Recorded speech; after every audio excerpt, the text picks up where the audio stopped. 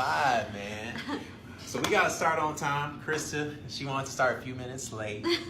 We were just having a conversation. Well, welcome to the home front, guys. Episode 3. Thank you so much for joining us today. Episode 3. So today we're going to start off. Evan is going to give us a market update. And first, let me introduce myself and Evan again for anytime this is the first time you're watching. First time. Mm-hmm. Yeah, I'm Krista Campbell with Waters International Realty. And this is Evan. Tell him who you are. With Waters International Realty. I just like it when she says my name. So.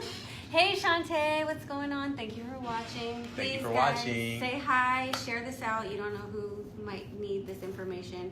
Today we're going to talk about the top 5 things every buyer should know about purchasing, or every first-time home buyer should know. And even if you're a repeat home buyer, you still need to be refreshed on these sometimes. I'm going to tell you that. Got it. Welcome, Eric. Thank you for joining. Say hi. Let us know where you're watching from. We are in the Texas market. We're both realtors here, and we're gonna go over the top 5 things every first-time home buyer should know. Top 5 things that you guys should know. And the reason, by the way, why we do this show is to give you guys the correct information, just because there's so much information out there. So we want to give it to you directly from the experts ourselves. We're experts that deal with this every single day. So. And we get very frustrated, I will tell you that. But first, Evan is going to give us a market update. Hello, Ernest. Thank you for joining. We get a little snapshot from one of our preferred lenders, Brian Campbell with Supreme Lending, and he's going to go over that. So go ahead, Evan. Cool. So just quick summary. Inventory is up, and this is here in the Austin area, just so you guys know. Inventory's up in Austin, and the pricing as far as how fast these homes are appreciating by, that just means, how much in price it goes up over time. It's actually slowing down with the amount of inventory that we do have. So good news for you guys, we have low rates, inventory's up, so the market is looking good, and it seems like now is a good time to buy. So basically more houses for you home buyers to choose from. Right. And they're saying that it's softening a little bit, which means the houses will sit a little bit longer. I doubt. I haven't seen that yet, but we're still in multiple offer situations. Yeah. With almost every offer that I put in, it goes into multiple offer. It seems like they're just. I'm in a multiple offer right now.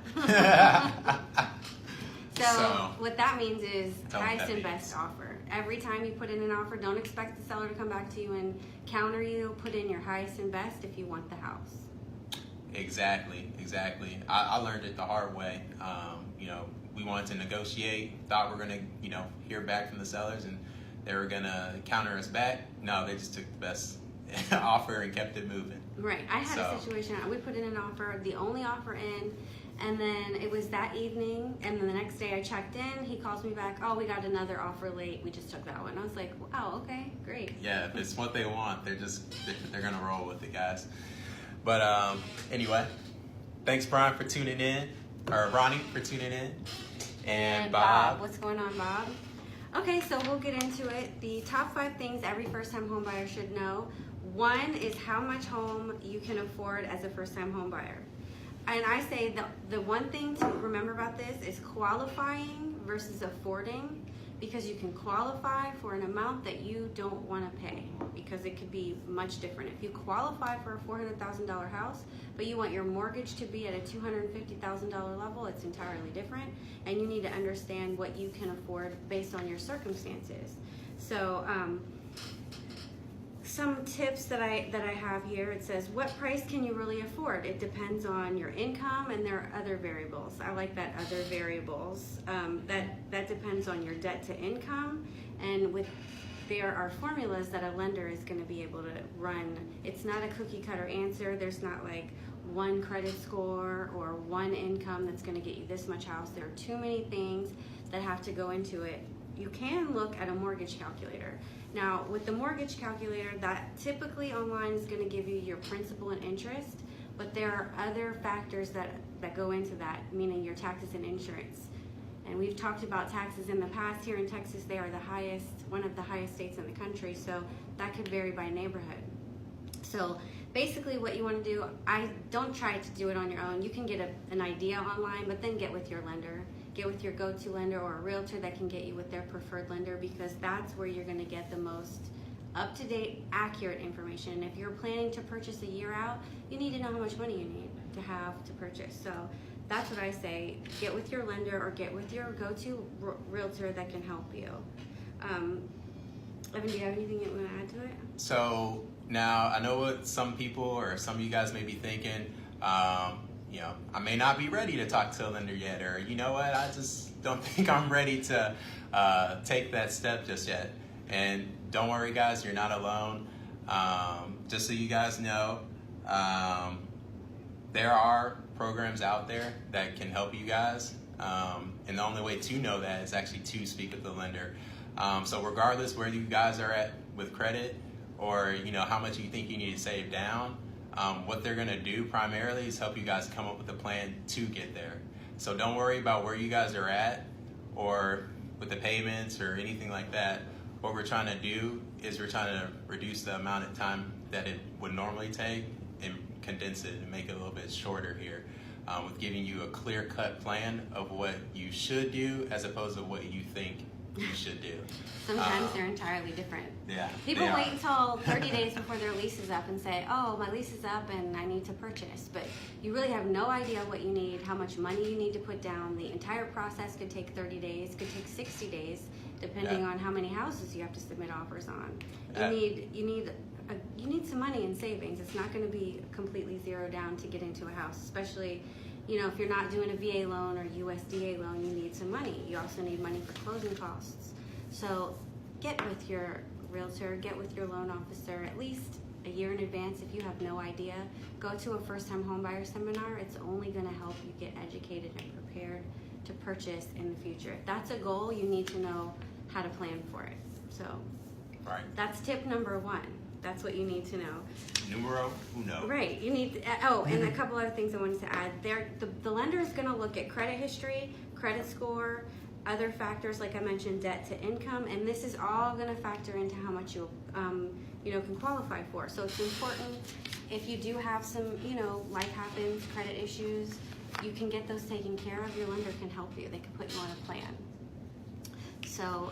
Exactly. And I haven't seen a plan that we haven't fixed somebody's credit. Like we helped somebody's credit, their score is like 420 or something like that. Anyway, 6 months. 3 to 6 months, that's usually how long it takes for us to, if you follow the plan, we can get you there, usually within 3 to 6 months. And there's false information out there. As far as qualifying for a home loan, I've seen scores, or I've heard of lenders that can work with you if you have as low as a 580 with an FHA loan. Now, this article that I have says 500. I've never seen a mortgage or a loan officer that can help you at a 500. They can help you get to where you need to be, but you have to fit in with this little teeny box of what your situation has to look like. Give yourself time. Don't wait until the last minute. Find out what you need to do. You don't always need credit counseling or one of those credit counseling repair companies. Sometimes a lender can tell you just do this, this, and this. We'll do a rapid rescore and you can get qualified quicker. Just get with your expert. That's number one for me. Right. And on to number 2, Krista. Picking the right agents. Why is that important? Well, there's so many reasons why. Please tell. We know the market. I mean, I know people think they live there. They know the market. They're doing their research on Zillow. But a lot of times you don't know the process. You think, you want to get a good deal. I want to go after the foreclosure. I want to go after, the short sale. But just because that's the cheapest doesn't mean that's going to be the answer for you. There's many, many things involved in the mortgage process, and your realtor is the one who does it every day, and they know. Not saying that you don't know, but just saying that we know what's going on in the market. We know the questions to help you ask. We know what you need to get done. We can protect you, and that's our job, representing you as a buyer's agent, to make sure we help you get into the house, protect you, and that you don't pay the highest price that you could ultimately pay if you don't know what's going on. All right, or you can just get into a home where you, at the time, you're just so excited you got the offer, and you know, maybe you guys didn't realize that beforehand, before you even got into the contract, there's this thing, it's called the seller's disclosure, and you know, the AC upstairs doesn't work, and you guys didn't happen to check that. That's just one thing you can avoid. Well, there's many steps in the process. That's Wow. one of them. But buying a home requires transferring of deed, title search, a ton of paperwork, you know, having the proper inspections done, typical inspection contingencies, or which would be in Virginia, there's the home inspection. Here in Texas, we have an unrestricted right to cancel the contract for a negotiated period of time, which means you could wake up tomorrow morning, get cold feet, and cancel the contract. Those are just typical contingencies that you have. You know, you're gonna have financing and an appraisal contingency, pretty standard that we put those on there to make sure if something happens that you get your earnest money back. We want to protect your money. And what's earnest money for the viewers out there that don't know what that is? Earnest money is what's called your skin in the game. It is an amount of money that you put down when you're writing an offer. It's about typically 1% of the sales price. It's going to the title company to be held in an account, what's called an escrow account, while you're under contract. Got it. So do I still have to pay like down payment and closing costs? Yes, you do. So I have to pay 1% in down payment and closing costs? Depending on your loan type, depends on how much down payment you're gonna. I mean, like we mentioned before, you could pay 3%, you could pay 3.5%, 5%, you could put 0 down. It depends on your loan type. And you know, closing costs, I give an estimate of 3%, but I always, you know, say it's the lender who's going to tell you your exact amount, but that's a good estimate to start with of how much you need to have in savings, 3% of the sales price for your closing costs. It just gives you more negotiation power. So the more you know, the easier it's going to be for you once you're, you know, ready to make that move. And that makes sense why, you know, it is, you know, plan ahead. Whether you think you might be ready now or might be ready at some point in the future, just trust us. You will want to do this, you know, as soon as you can. And I have a quote here. It says, "Finding a realtor is not hard, but finding the best suited for you is the challenge." And that is so true because I think there are 13,000 agents in the Austin area. They're not all good, just with any industry. Not everyone is the right match for you. And if you're a first-time home buyer especially, you want to sit down, have all your questions ready for your realtor, go through the whole process. When I sit down with someone, I do what's called the buyer's consult, and I go through my little Monopoly board of the process. I give that to my client to take home and put on their fridge, so that way they know what's going to happen next. You want to have an expectation of the process. So preparing your client and being completely educated on the process is important. Having someone that you can communicate with is very important, because if you're not comfortable communicating with your agent, how are you going to purchase, how are you going to make a large purchase like this? Right. And you have to have someone you trust. I mean, that's why I say picking the right agent, not someone who's going to push you into something until you're comfortable with it, and help you and guide you. And that's what we do. Our job is to guide you and to, you know, give you information, consult with you, make sure that we're looking out for your best interests, not just getting you into some house. Right. Good point, Krista. Thanks. All right. I want to. I got. She wants to point out one more thing. Setting the proper and realistic expectations. You know, a lot of people, I have had a ton of people in the last couple of weeks come to me and say, I want to keep my mortgage payment below $1,200. Well, it depends on how much you're putting down to see if we can get that. If you're coming in with 0 down and you're a first-time home buyer, or 3%, probably not going to be able to do that, not in this area. So it's extremely important that you understand what that mortgage looks like at the price point that you're looking at, because again, you can run all the numbers you want on a mortgage calculator online. A lot of times it does not take into effect the actual taxes, or it doesn't account for the actual taxes and insurance, which could shoot your mortgage payment up, your estimate, $300, $400, $500. Right. So if you guys' goal is to own a home at some point in the future, it's better to plan now than to wait later and just be surprised. Because I know I like surprises, but Not that one. I don't think anybody likes any financial surprises. Not that, especially not that kind of surprise. Right. So number 3 is what we want to talk about with the first-time home buyers is there's no such thing as the perfect home.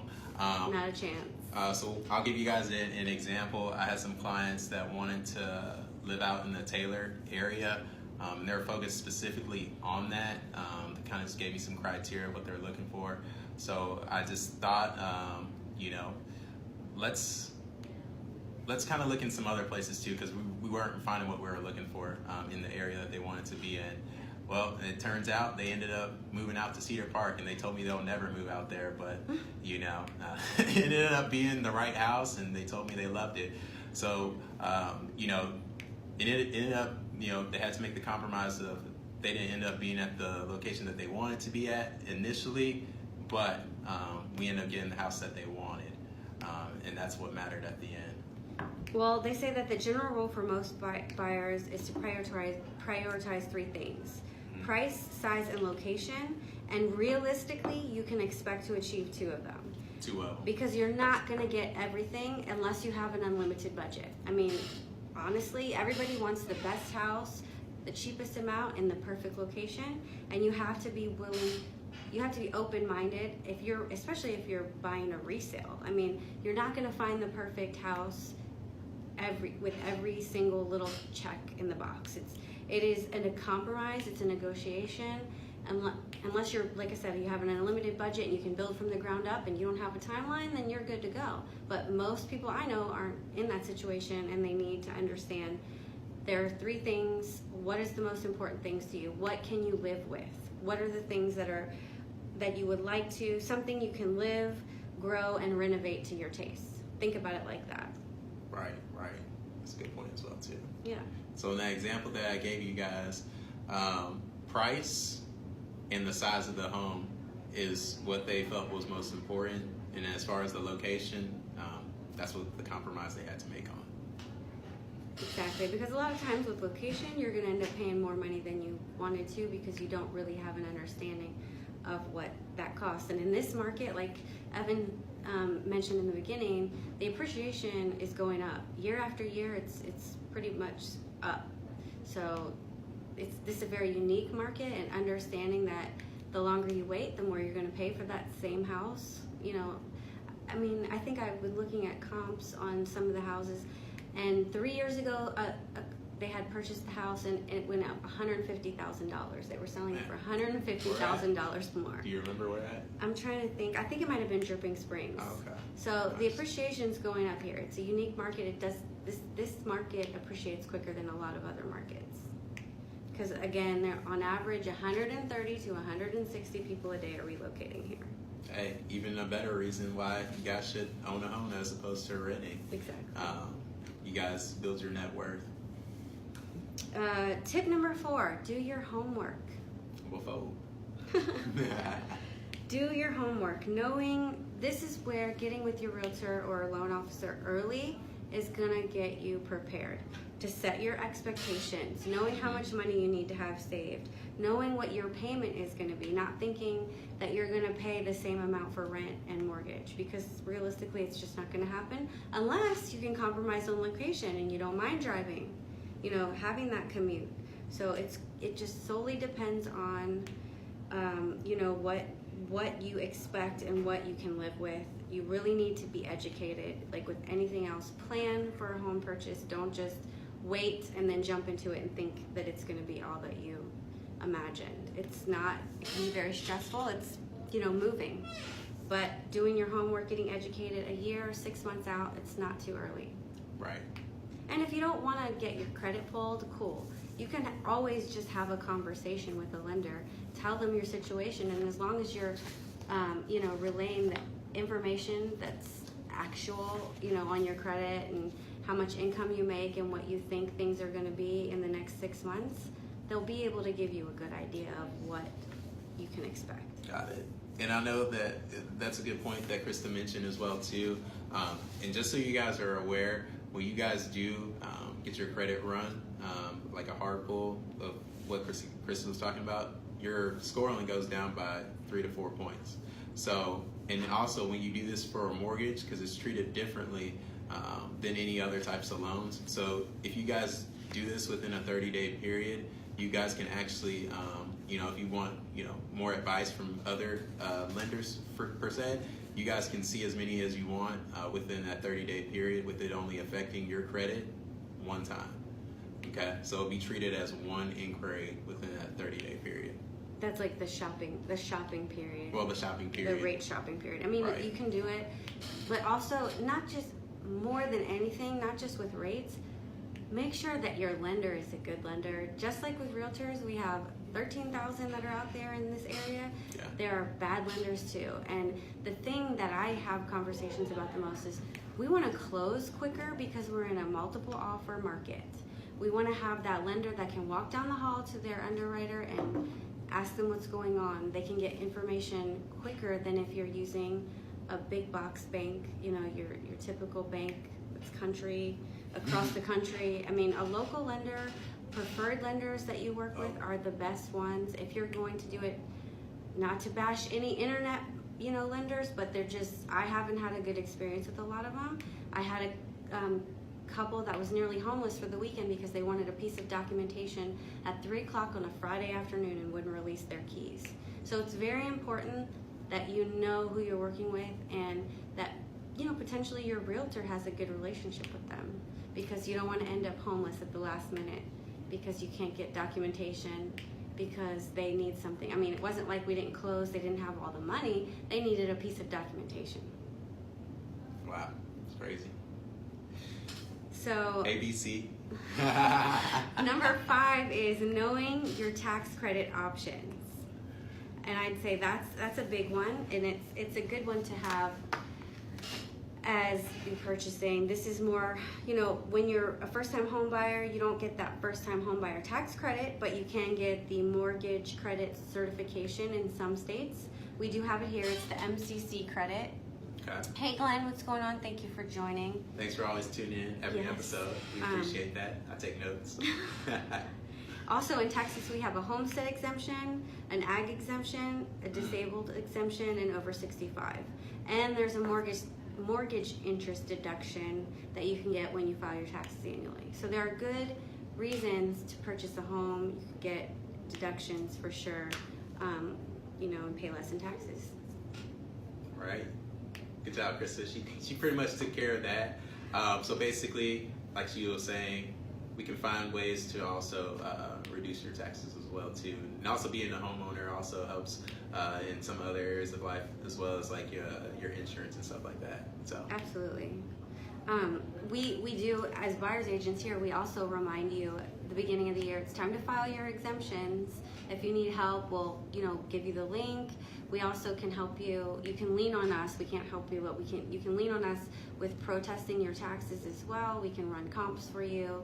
We can kind of guide you along the process. So, we're here to educate you. If you have questions, feel free to send us a message, give us a call. Obviously, if you're seeing this, you have a method to contact us. So we'd love to help you. Please let us know if there's any show topics or questions you'd like us to expand on. We're happy to do that. And thank you for joining us every week. thank you so much. Krista, quickly recap the 5 things every home buyer should know. Every home buyer, not just first time, but especially first time home buyers, because reality versus expectation, or what you think is supposed to happen, is what we have to put in line the first meeting we have. Right. So just keep in mind, number 1, how much can you afford?